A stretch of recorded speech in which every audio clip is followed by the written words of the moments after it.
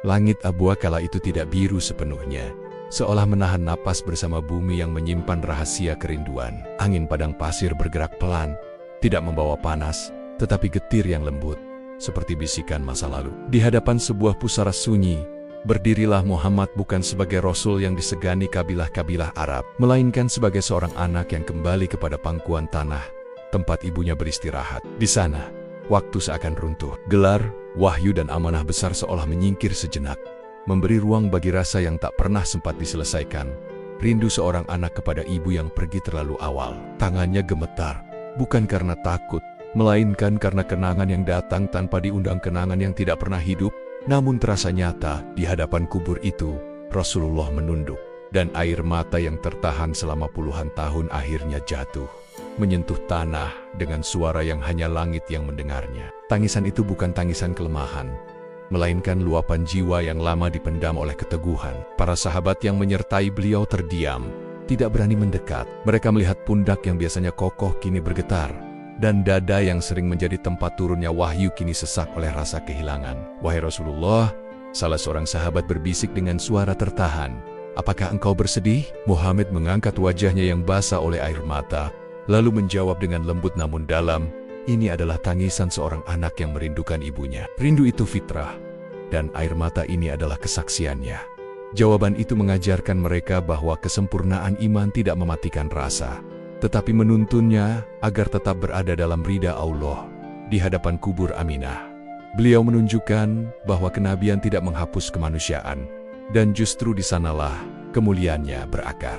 Beliau berlutut perlahan, seolah ingin mendekatkan jarak antara langit dan bumi. Bibirnya bergerak dalam doa yang lirih, doa seorang anak yang tak sempat memanggil ibunya dengan kata ibu saat dewasa. "Wahai Rabbku," bisiknya, "Engkau lebih mengetahui apa yang tersembunyi di hatiku. Aku menyerahkan rindu ini kepadamu, sebagaimana aku menyerahkan seluruh hidupku."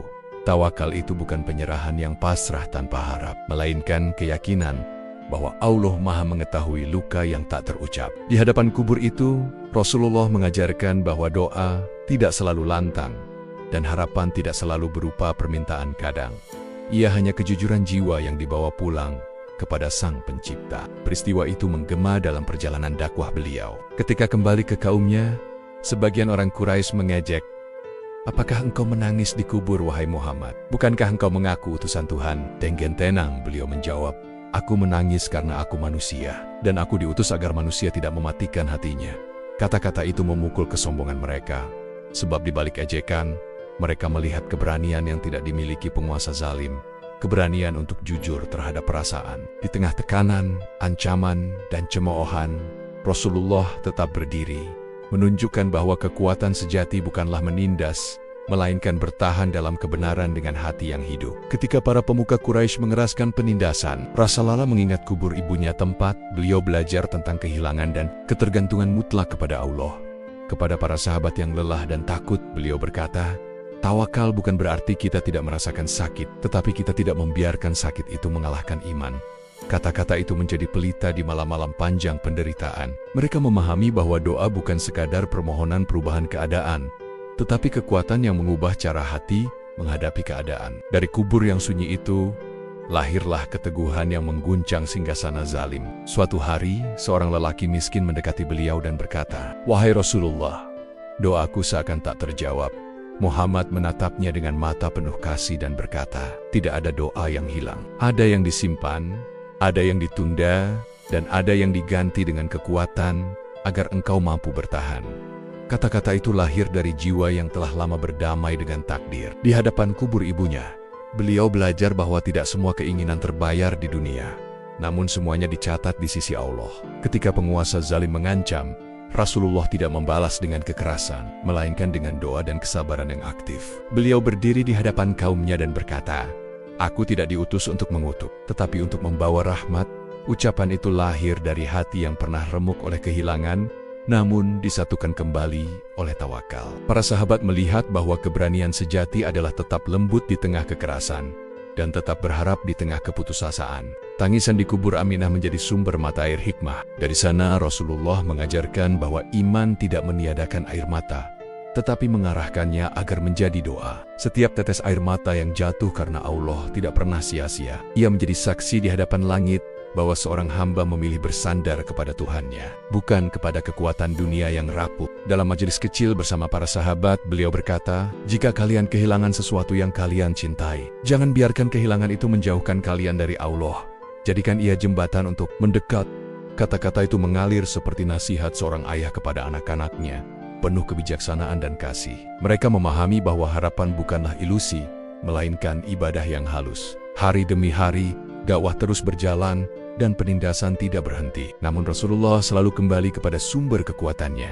Doa, tawakal, dan keyakinan bahwa Allah tidak pernah meninggalkan hambanya. Kubur ibunya bukanlah simbol duka semata, melainkan pengingat bahwa setiap perpisahan di dunia adalah janji pertemuan di akhirat. Ketika seorang sahabat bertanya, "Wahai Rasulullah, bagaimana kami harus menghadapi kezaliman?" Beliau menjawab, "Dengan kebenaran yang sabar, doa yang panjang, dan harapan yang tidak mati." Jawaban itu sederhana, namun mengguncang, karena ia lahir dari jiwa yang telah melewati kehilangan terdalam di tengah badai sejarah. Rasulullah berdiri sebagai saksi bahwa manusia yang paling dicintai Allah pun diuji dengan rindu yang tidak terbayar di dunia. Namun justru dari sanalah lahir cahaya yang menerangi umat manusia. Tangisan itu menjadi bahasa jiwa yang mengajarkan kita untuk tetap berharap. Kubur Aminah tetap sunyi, tetapi kisah di sekitarnya bergema sepanjang zaman. Ia mengajarkan bahwa tawakal adalah keberanian untuk percaya, meski jawaban belum terlihat. Doa adalah napas yang membuat iman tetap hidup, dan harapan adalah lentera di jalan yang gelap. Bagi mereka yang tertindas, kisah ini adalah pelukan. Bagi yang berkuasa, ia adalah peringatan. Dan bagi setiap hati yang pernah kehilangan, ia adalah janji bahwa Allah Maha melihat air mata yang jatuh dalam sepi. Maka, dari tangisan sang nabi di kubur ibunda, kita belajar bahwa rindu yang tak terbayar di dunia bukanlah kegagalan, melainkan undangan untuk berserah lebih dalam sebab pada akhirnya, semua yang kita titipkan kepada Allah akan kembali kepada kita dalam bentuk yang paling indah, di waktu yang paling tepat, di hadapannya yang Maha Pengasih.